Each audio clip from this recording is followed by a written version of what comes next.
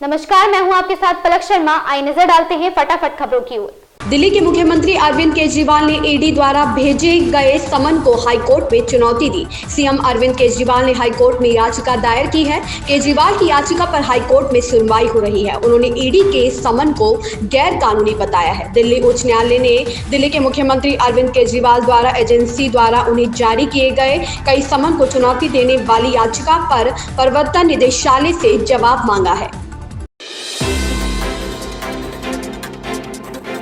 तेलंगाना की राज्यपाल तमिलिसाई सुंदरराजन ने बुधवार को एक बार फिर भाजपा का हाथ थाम लिया है। उन्होंने 2 दिन पहले ही राज्यपाल पद से इस्तीफा दिया था।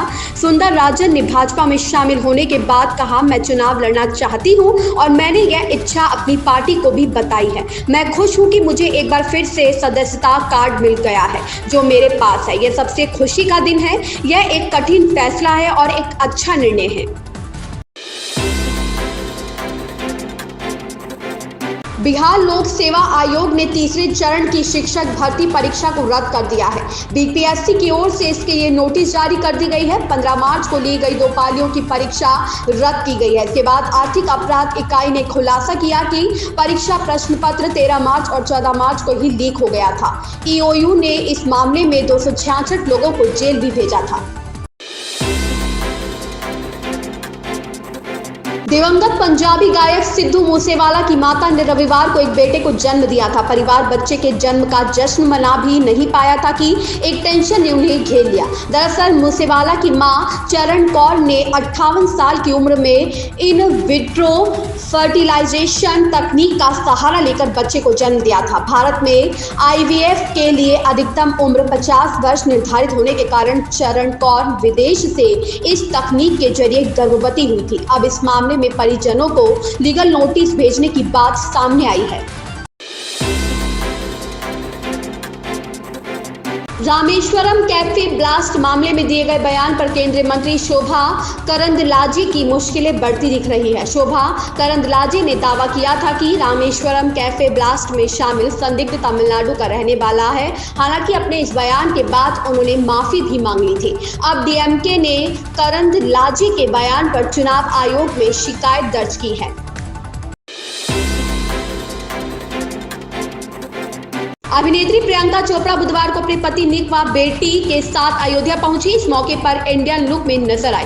उन्होंने अपने परिवार के साथ रामलला के दर्शन किए। उन्होंने करीब 30 मिनट रामलला के दरबार में दर्शन पूजन किया। राम मंदिर ट्रस्ट की ओर से उनका अभिनंदन किया गया। प्रियंका के पति निक भी इंडियन लुक में नजर आ रहे थे। उन्होंने सफेद रंग का कुर्ता पायजामा पहना हुआ था। वहीं प्रियंका चोपड़ा पीले रंग की साड़ी में नजर आई।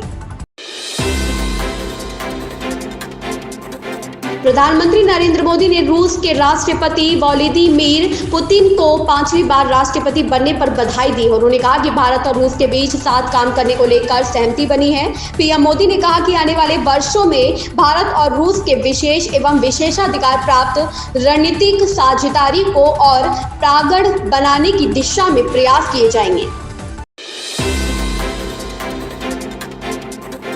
विदेश मंत्री डॉक्टर एस जयशंकर ने बुधवार को तीसरे लोकतंत्र शिखर सम्मेलन को संबोधित किया। इलेक्ट्रॉनिक वोटिंग मशीनों की शुरुआत पारदर्शिता, दक्षता और लोकतांत्रिक प्रक्रिया की पवित्रता के प्रति हमारी प्रतिबद्धता का प्रमाण है। यह बदलाव न केवल आधुनिक लोकतंत्र के सिद्धांतों के साथ संरेखित होता है बल्कि अधिक नागरिक जुड़ाव का मार्ग प्रशस्त करता है, खासकर युवाओं के बीच जो हमारी लोकतांत्रिक विरासत की जिम्मेदारियों को प्राप्त करेंगे।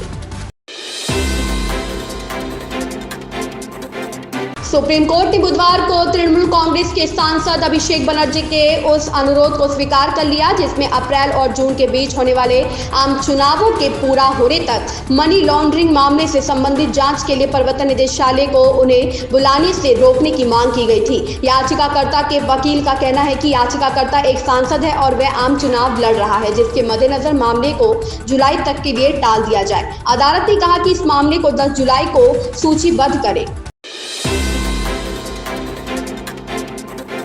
साउथ के सुपरस्टार सूर्या, बॉबी देओल और दिशा पाटनी स्टारर कंगुआ का टीजर रिलीज हो चुका है। 51 सेकंड के इस टीजर में कोई डायलॉग नहीं है, सिर्फ एक्शन और एडवेंचर सीन्स की झलक है। शुरुआत में मेकर्स इस फिल्म को अप्रैल 2024 में थिएटर्स में रिलीज करने वाले थे, पर इलेक्शन के चलते इसे पोस्टपोन कर दिया गया है। मेकर्स ने अभी इस फिल्म की नई रिलीज डेट अनाउंस नहीं की है। इन खबरों में बस इतना ही, बने रहे हमारे साथ।